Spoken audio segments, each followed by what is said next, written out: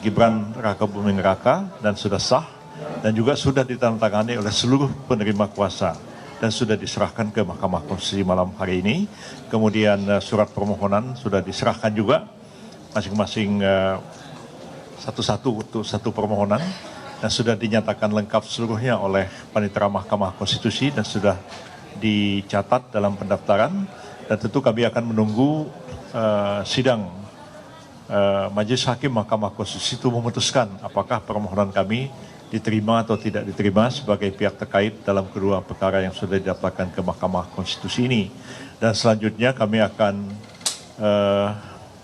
mempersiapkan jawaban atas permohonan yang diajukan oleh kedua pemohon dan itu sudah harus diserahkan ke Mahkamah Konstitusi pada tanggal 27 Maret yang akan datang dan pada tanggal 28 sesuai dengan jadwal yang disusun dalam peraturan Mahkamah Konstitusi nomor 1 tahun 2024 kami diberikan kesempatan untuk menjawab ya atau membacakan jawaban terhadap permohonan yang diajukan oleh kedua pemohon pada tanggal 28 Maret yang akan datang.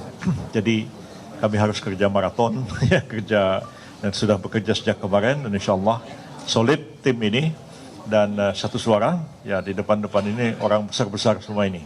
Ada Pak Oto, ada Pak Oce, apalagi yang sebelah kanan saya ini bos besar. Jadi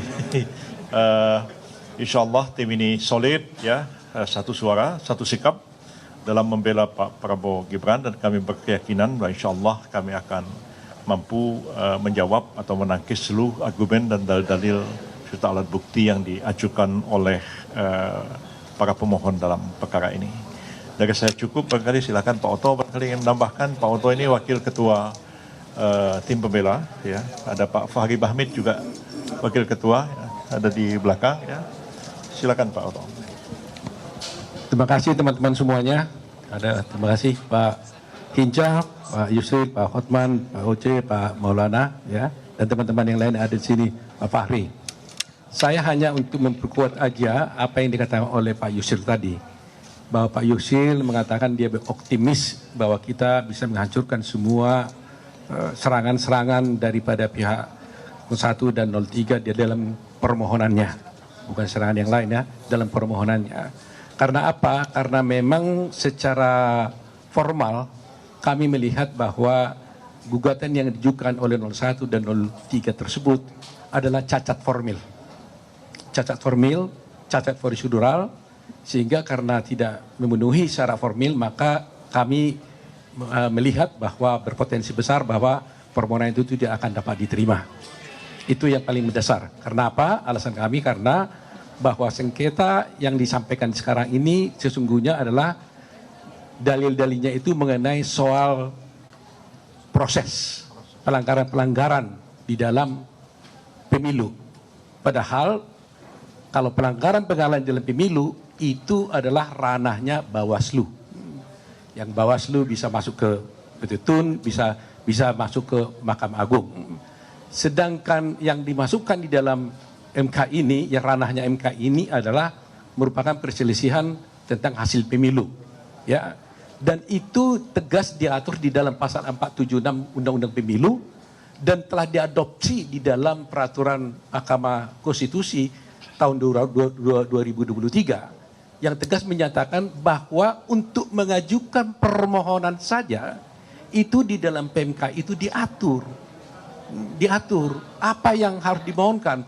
Pokok-pokok permohonan itu jelas diatur di sana adalah harus mengenai tentang perhitungan suara mana yang benar, mana yang tidak benar.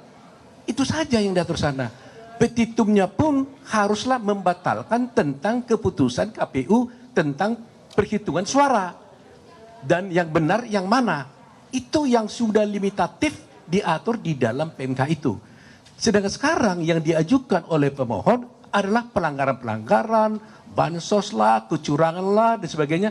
Yang itu sama sekali tidak diatur dan tidak masuk dalam proses yang harus ditangani oleh MK. Itu poinnya. Petitumnya pun mereka mengajukan diskualifikasi. Yang sebenarnya itu juga tidak masuk dalam ranah dari MK. Sehingga kalau persoalan bukti mungkin kami yakin betul dari segi bukti pun yang dikatakan dipersoalkan tentang Gibran, dikatakan bahwa tidak memenuhi syarat untuk dicalonkan menjadi wakil presiden, itu juga saya kira sudah gampang dipatahkan, karena bagaimanapun Gibran masuk menjadi calon presiden itu jelas adalah telah diputuskan dalam putusan MK yang sudah final and binding.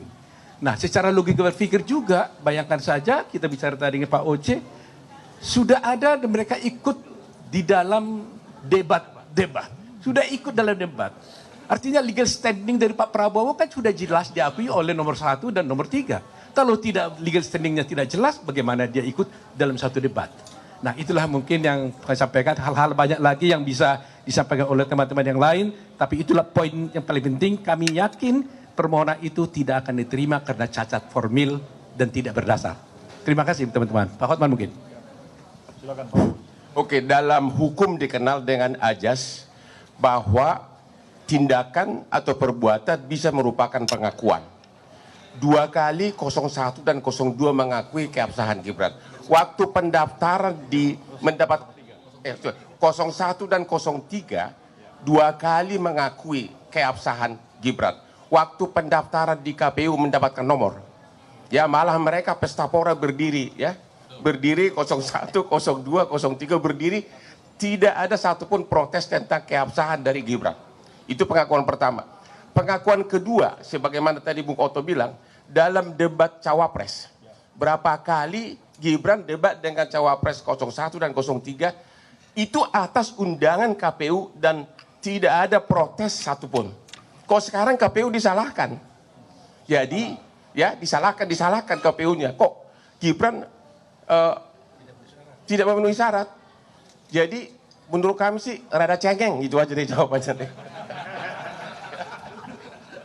Baik, Pak Oce ada mau tambahkan sepatah dua kata-kata. Ini Pak senior ya. Saya cuma mau bahas mengenai bukti narasi. Bukti narasi tidak dikenal di dalam pembuktian, coba itu. Dan saya sudah siap untuk itu. Dan saya mendukung semua teman-teman saya, Pak Otto sebagai wakil saya, Pak Ketua, dan kami telah sangat siap dan kami adalah satu di dalam pembelaan. Terima kasih. Ini Pak Fahri Bahmid juga wakil ketua tim pembela ya. Tadi Pak Hotman sudah, sekarang ini wakil ketua Pak Fahri Bahmid. Silakan Pak Fahri. Iya, terima kasih. Sudah banyak hal yang sudah disampaikan oleh ketua tim tadi, Bapak Profesor Yusril Iza Mahendra, kemudian wakil ketua tim Bapak Profesor Otto Hasibuan, dan senior kami Pak Profesor Oce Kaligis dan Bang Hotman. Kami mungkin menambahkan beberapa hal penting saja bahwa sejauh ini tim sudah bekerja untuk membedah anatomi dan konstruksi permohonan yang diajukan oleh dua pasangan calon, dan bagi kami ini persoalan yang sangat standar saja. Jadi sejauh ini yang kita identifikasi tidak ada hal yang sangat istimewa dalam permohonan ini. Tadi sudah disampaikan sama Pak Otto Hasibuan bahwa format permohonan ini sebenarnya tidak dikenal. Ini sesuatu yang sangat tidak generik sebenarnya ya. Ini sangat tidak lazim. Cuman karena itu adalah hal yang sudah diajukan, kami berkewajiban secara konstitusional untuk membantah semua itu. Jadi semua permohonan telah kami susun. Pada saatnya nanti sekitar hari Kamis, kalau nanti dalam pemeriksaan pokok persidangan, kami akan mengajukan jawaban secara tertulis, yang akan kami sampaikan secara komprehensif tentunya. Jadi banyak hal sebenarnya yang telah kita identifikasi yang tidak perlu kita sampaikan secara terbuka.